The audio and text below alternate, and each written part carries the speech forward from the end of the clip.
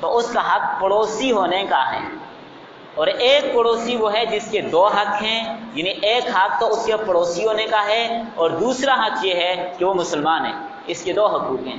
اور تیسرا پڑوسی وہ ہے جس کے تین حقوق ہیں، ایک تو وہ پڑوسی بھی ہے، نمبر دو وہ مسلمان بھی ہے، نمبر تین وہ رشتہ دار بھی ہے، اس کے تین حقوق ہیں۔ اور اللہ کے رسول صلی اللہ علیہ وسلم نے پڑوسی کے حقوق کے بارے میں اتنی تاکید فرمائی کہ بعض روایات میں آتا ہے کہ رحمت دو عالم خاتم النبیین صلی اللہ علیہ وسلم نے ارشاد فرمایا کہ پڑوسی کے حقوق کی تاکید مجھے جبرائیل امین نے اتنی بار تاکید کی پڑوسی کے حقوق کے بارے میں کہ مجھے یہ خدشہ ہوا، مجھے یہ خطرہ ہوا کہ کہیں اللہ تعالیٰ پڑوسی کو وارث ہی نہ بنا دے، کہ پڑوسی وارث ہی نہ بن جائے، وراثت میں اس کو شریک نہ کر دیا جائے۔ تو مختلف انداز سے پڑوسی کے حقوق کو اللہ تعالی نے اور رحمت کائنات خاتم النبیین صلی اللہ علیہ وسلم نے بیان فرمایا ہے۔ یہاں تک جنت میں کون جائے گا اور جہنم میں کون جائے گا، جنتی اور جہنمی کی پہچان اس بات سے رکھی۔ ایک روایت میں آتا ہے نبی کریم صلی اللہ علیہ وسلم کے سامنے ایک ایسی خاتون کا ذکر کیا کہ جو بہت زیادہ صدقات اور خیرات کرتی تھی، نفلی عبادات میں وہ حد درجے پہ کمال پہ تھی، بہت زیادہ نفلی عبادات کرتی تھی، صدقات اور خیرات کا بڑا اہتمام رکھتی تھی۔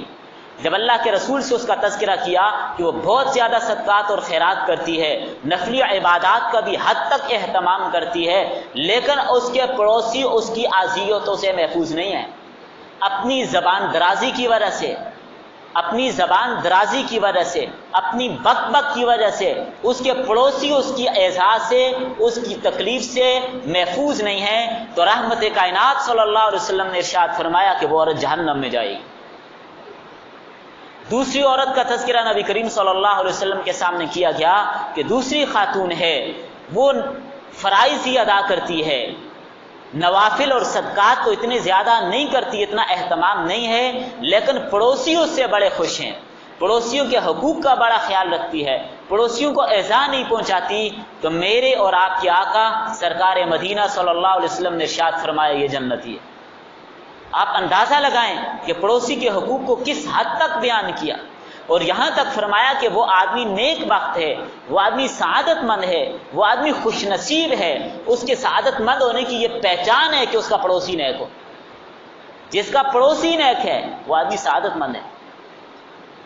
اور فرمایا کہ وہ آدمی بھی سعادت مند ہے جس کے پاس اچھی سواری ہے، اور وہ آدمی بھی سعادت مند ہے جس کے پاس اچھا گھر ہے، کشادہ گھر ہے۔ تو نیک پڑوسی کا ہونا یہ بھی خوش قسمت ہونے کی دلیل ہے، یہ کوئی معمولی بات نہیں ہے۔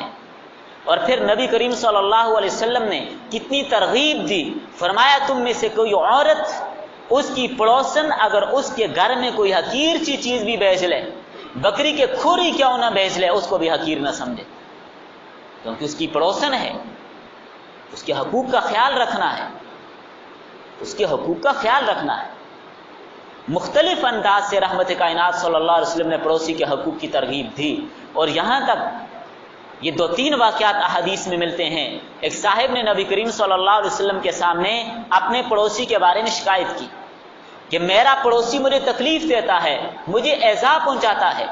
اب یاد رکھیے گا، پڑوسی کی تکلیف دینا یا ایذا پہنچانے سے یہ مراد ہی نہیں ہے کہ وہ گالیاں دے، وہ تھپڑ مارے، لازمی نہیں ہے کہ کسی فعل کے ساتھ وہ اس کو تکلیف پہنچائے، اس کی بہت ساری صورتیں ہیں، وہ آگے چل کر انشاءاللہ میں ذکر کرتا ہوں۔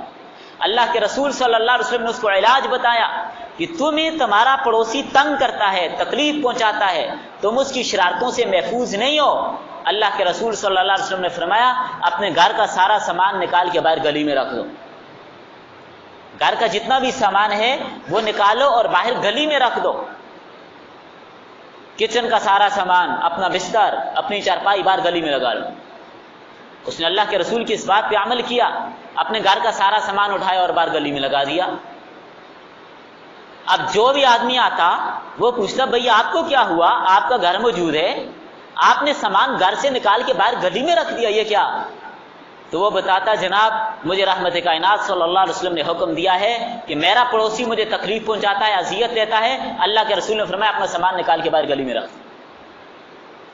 اب جو بھی گزرتا وہ جب اس کو یہاں گلی میں بیٹھے ہوئے دیکھتا پڑوسی کو لان تان کر کے جاتا، پڑوسی پہ لعنت بھیج کے جاتا کہ تمہیں شرم نہیں آتی، عجیب آدمی ہو، اپنے پڑوسی کو تنگ کیا ہوا ہے، اس کی ناک میں دم کر رکھا ہے، یہاں تک کہ اللہ کے رسول صلی اللہ علیہ وسلم نے تمہارے پڑوسی کو باہر گلی میں بٹھانے پر مجبور کر دیا اور اس کو نکال کر باہر گلی میں بٹھا دیا۔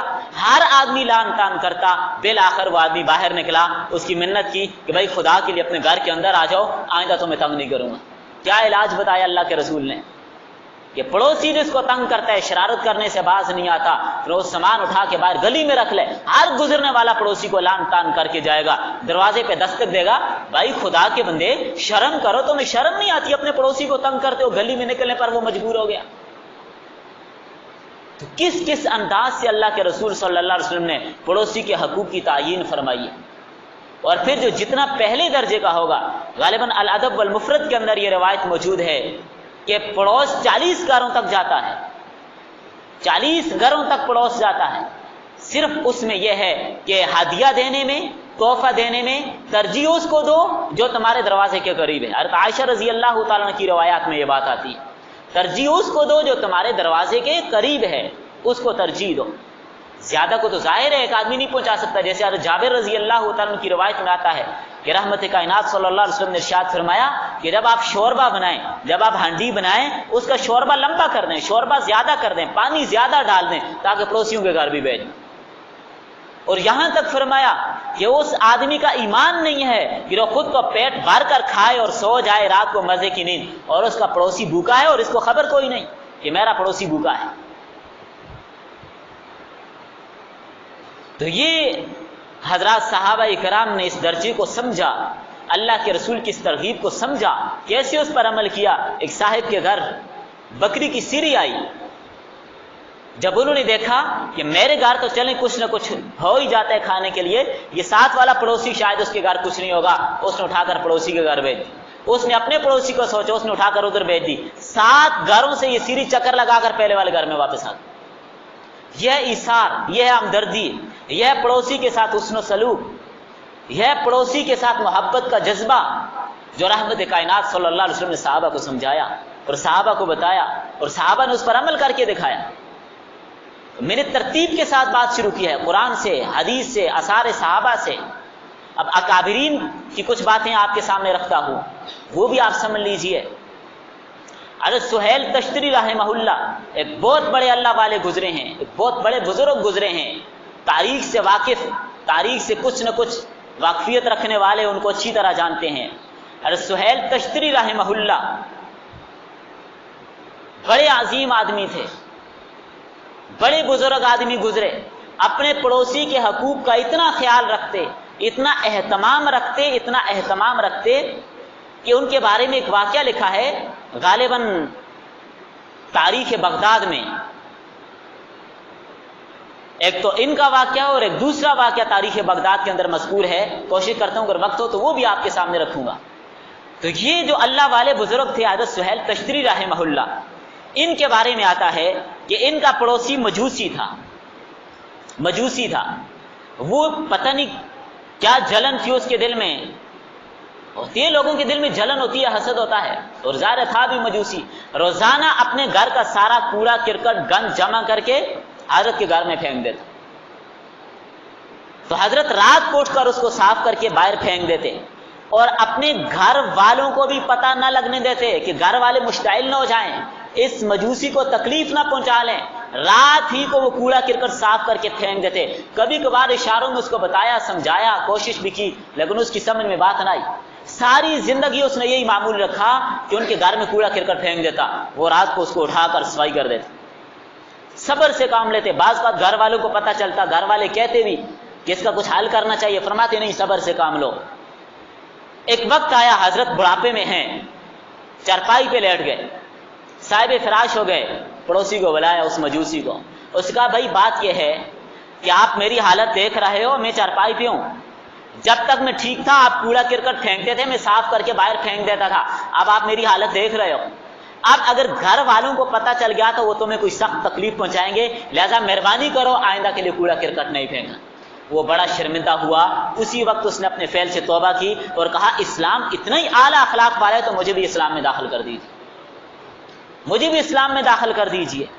یہ بعض بات حکمت کی باتیں ہوتی ہیں. ابھی ہمارے قریب کے ہمارے استاد مفتی رشید احمد لدھیانوی رحمۃ اللہ علیہ, کراچی والے, جامعۃ الرشید والے, حضرت نے جب ناظم آباد میں, غالباً ناظم آباد میں دارالافتاء والارشاد وہاں پر حضرت نے قائم کیا, تو بعض لوگ حاسد ہر جگہ پہ ہوتے ہیں.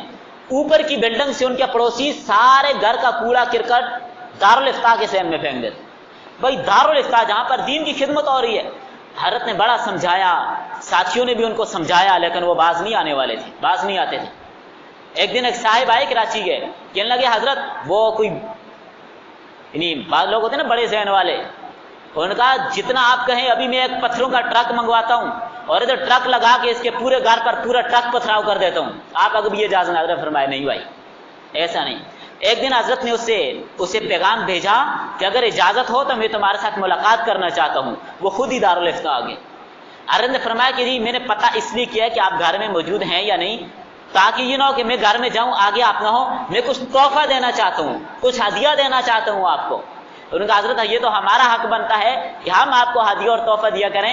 حضرت فرمانے لگے بھائی آپ تو ہدیہ روزانہ بھیج رہے ہو, یہ دیکھو باہر ڈھیر لگا ہوا ہے, آپ روزانہ ہدیہ بھیج رہے ہو, اب میرا حق بنتا ہے کہ میں آپ کو کچھ ہدیہ دوں. اس کے بعد اس نے نہیں پھینکا کوڑا. تو حکمت اور اصلاح کا ایک طریقہ کار ہوتا ہے. حضرت نے کس انداز سے اس کو سمجھا لیا کہ آپ روزانہ ہدیہ مجھے دے دیتے ہو, اب میں بھی کچھ آپ کے گھر ہدیہ بھیجنا چاہتا ہوں. شرمندہ ہوا اور آئندہ کے لیے باز آ گئے. اور پھر دیکھیں آپ پڑوسیوں کے حقوق کا کتنا خیال رکھا. احیاء العلوم نے امام غزالی رحمہ اللہ نے ایک بات لکھی ہے. حضرت امام غزالی رحمہ اللہ فرماتے ہیں ایک صاحب کے گھر چوہے بہت زیادہ ہو گئے, اللہ والے تھے, بزرگ آدمی تھے, بہت زیادہ چوہے ہو گئے ان کے گھر میں. تو کسی آدمی نے مشورہ دیا کہ آپ بلیاں پال لیں, گھر میں بلیاں رکھیں, چوہے بھاگ جائیں گے. انہوں نے کہا بھائی بات یہ ہے کہ جب میں گھر میں بلی رکھوں گا, وہ بلی بولے گی, میاؤں میاؤں کرے گی, تو اس کی وجہ سے چوہے تو بھاگ جائیں گے, لیکن بھاگ کر پڑوسی کے گھر جائیں گے. جو بات میں اپنے لیے پسند نہیں کرتا, اپنے پڑوسی کے لیے کیوں پسند کروں کہ میرے گھر سے چوہے نکل کے پڑوسی کے گھر چلے جائیں؟ ہرگز نہیں, یہ کام نہیں کروں گا, یہ کام نہیں کروں گا. اور ہمارے اکابرین سلف صالحین کتنے اعلیٰ اور جامع اخلاق والے تھے, کس انداز سے پڑوسیوں کے حقوق کا خیال رکھتے تھے. حضرت ابو حمزہ سکری رحمہ اللہ, ان کو سکری کہا اس لیے جاتا ہے کہ ان کے انداز گفتگو سے لوگ بڑے متاثر ہوتے تھے. سکر چونکہ عربی زبان میں چینی کو, میٹھی چیز کو سکر کہا جاتا ہے, جیسے چینی ہوتی ہے شکر, تو انہیں اتنی مٹھاس والی شیرین گفتگو فرماتے تھے کہ ان کا نام ہی سکری بڑھ گیا. حضرت کا ارادہ بنا کہ میں یہاں سے منتقل ہو کر کسی اور محلے میں رہ جاؤں, اس گھر کو سیل کروں, بیچوں اور کسی اور جگہ میں گھر خریدتا ہوں. جب محلے والوں کو پتہ چلا, سارے محلے والے آ گئے, کہنے لگے حضرت آپ کو جانے کی اجازت نہیں ہے, آپ ہماری محلے میں رہیں, یہاں سے نہ جائیں. حضرت نے اپنی مجبوری ظاہر کی. ہر بندے نے, ہر بوڑھے اور جوان نے حضرت ابو حمزہ سکری رحمہ اللہ کی منتیں اور سماعتیں کی کہ آپ ہمارا محلہ چھوڑ کے نہ جائیں. حضرت نے اپنی مجبوری ظاہر کی, بھائی مجھے جانا ہے. لوگوں نے کہا بات یہ ہے کہ آپ جیسا پڑوسی ہمیں نہیں ملے گا, آپ اگر ہمارے محلے سے چلے جائیں گے, آپ جیسا پڑوسی ہم کہاں سے لائیں گے؟ آپ نہ جائیں, یہیں پر رہیں. جتنی اس مکان کی قیمت بنتی ہے ہم سارے لوگ اتنی قیمت جمع کر کے آپ کو دے دیتے ہیں, اپنی ضروریات پوری کریں, لیکن اس محلے سے آپ نہ جائیں. تو یہ ان کا اعلیٰ اخلاق تھا, یہ ان کا جذبہ تھا, یہ ان کی امانتداری اور دیانتداری تھی پڑوسیوں کے حقوق کے بارے میں. یہاں تک کہ ہمارے قریب کے اسلاف میں سے حضرت میاں اصغر حسین رحمہ اللہ, یعنی مفتی شفیع رحمہ اللہ کے استاد تھے. حضرت مفتی شفیع رحمہ اللہ نے یہ واقعہ نقل کیا. حضرت ان کی ملاقات کے لیے بہت چاہتے تھے. یعنی میاں اصغر حسین رحمہ اللہ اتنے عجیب قسم کے آدمی تھے کہ ان کو دیکھنے والوں نے یہ بات لکھی ہے کہ ان کو دیکھ کر صحابہ اکرام کے زمانے کی یادیں تازہ ہو گئی. اتنے اعلیٰ تقوی والے تھے, اتنے اعلیٰ تقوی والے تھے. تو فرماتے ہیں مفتی شفیع رحمہ اللہ کہ مسجد سے جب واپس اپنے گھر جاتے ہیں, راستے میں ایک بڑی خوبصورت حویلی پڑتی تھی, اس کے پاس سے گزرتے وقت میاں صاحب رحمہ اللہ اپنے جوتے نکال کے ہاتھ میں پکڑ کر ننگے پاؤں گزرتے تھے. کہتے میں نے حضرت سے پوچھا, حضرت کیا وجہ ہے, آپ یہاں سے جب بھی گزرتے ہیں تو ننگے پاؤں جاتے ہیں؟ حضرت نے فرمایا میاں اس بات کو پوچھ کر کیا کرو گے, چھوڑو. پہلے تو انہوں نے بات ادھر ادھر کی, پھر فرمایا اگر آپ نہیں چھوڑتے تو چلو بتاتا ہوں. اس حویلی کے اندر ایک خاتون رہتی ہے جو اب بوڑھی ہو گئی ہے. جب تک وہ جوان تھی اس کے پاس لوگوں کا آنا جانا لگا رہتا تھا, بدکار تھی, تو اب اس کو اس کی امید رہتی ہے, وہ روزانہ بن سمر کر بیٹھتی ہے کہ کوئی آئے اور کچھ مجھے پیسے وغیرہ کچھ مل جائیں گے, میرا کام چل جائے گا. تو یہاں سے گزرتے ہوئے جوتوں کی آہٹ کی آواز آتی ہے, کہیں وہ یہ بات محسوس کرے گی کہ کوئی میری طرف آتا ہے, اور جب کوئی اس کے پاس نہیں جائے گا اس کا دل ٹوٹے گا, اس لیے میں جوتے اتار کے جاتا ہوں, اس لیے میں جوتے اتار کے جاتا ہوں. کس حد تک پڑوسیوں کے حقوق کے اہتمام. مولانا عزیز الرحمان رحمہ اللہ یہ دارالعلوم دیوبند کے جو مفتی تھے, مفتی اعظم ہند, ہزاروں کی تعداد میں جنہوں نے فتاوی لکھے, 12-14 جلدوں میں چھپ کر منظر عام پر ہے, ابھی اور بھی کام جاری ہے, جن کی وفات بھی فتوی لکھتے ہوئے ہوئی. مفتی عزیز الرحمان صاحب رحمہ اللہ حضرت اپنے پورے محلے کے اندر اپنے پڑوس میں جتنی خواتین بیوہ ہوتی جن کا کوئی سہارا نہیں ہوتا, صبح اٹھتے دارالفتہ جانے سے پہلے ان سے پوچھتی آپ کو کوئی ضرورت ہو تو مجھے بتا دیجئے. کوئی خاتون پیسے دیتی دھنیا لے آئیے, کوئی کہتی ٹماٹر لے آئیے, کوئی کہتی آلو لے آئیے. حضرت ان سب سے پیسے لیتے, بازار سے چیزیں خرید کر سب کے گھر پہنچا دیتے, پھر جا کر دارالفتہ کے مسند پر بیٹھتے اور سارا دن دینی خدمت کرتے. ابتدا یہاں سے پڑوسیوں کے حقوق سے کرتے. اور ہمارے ہاں کیا ہوتا ہے, ہم تو جتنا ہو سکے پڑوسی کو تنگ کرتے ہیں. تو میں نے شروع میں عرض کیا تھا کہ پڑوسی کو تکلیف دینے میں صرف یہی نہیں آتا اس کی مار پٹائی کریں. آپ کے گھر میں اونچا اونچا ٹی وی چل رہا ہے, پڑوسی کی نیند حرام ہو رہی ہے, وہ آرام میں خلل پڑتا ہے, یہ پڑوسی کے حقوق تلفی ہے. کل قیامت کے دن اللہ تعالیٰ پوچھیں گے. اور یاد رکھیں حدیث میں یہ بات موجود ہے, قیامت کے دن سب سے پہلے 2 جھگڑے والے جو لوگ ہوں گے وہ 2 ہمسائے ہوں گے. سب سے پہلے مدعی اور مدعا علیہ ہمسائے ہوں گے. اونچا ٹیپ لگا ہے, ٹی وی لگا ہے, اونچا اونچا موبائل لگایا ہے, شور شرابہ ہو رہا ہے, گھر کا کوڑا نکال کر پڑوسی کے دروازے میں پھینک دیا, گھر کا پانی پڑوسی کے گھر کی طرف, یا پڑوسی کی دیوار پہ ٹھک ٹھک اس کی نیند حرام. یہ بالکل جائز نہیں ہے. اگر کوئی دکان والا ہے, اس کا پڑوسی دکاندار ہے, یا محلے میں کوئی گھر والا ہے اور وہ دکان کے اوپر شور شرابہ لگا کے رکھتا ہے, ٹیپ لگاتا ہے, گانے لگاتا ہے, خود کبیرہ گناہ کا مرتکب ہو رہا ہے, دوسروں کو بھی گناہ کا سبب بن رہا ہے, تو ان کے گناہ کا سبب بننے کا گناہ بھی اس پر ہوگا. اس لیے یہ بھی حرام ہے, بالکل جائز نہیں ہے.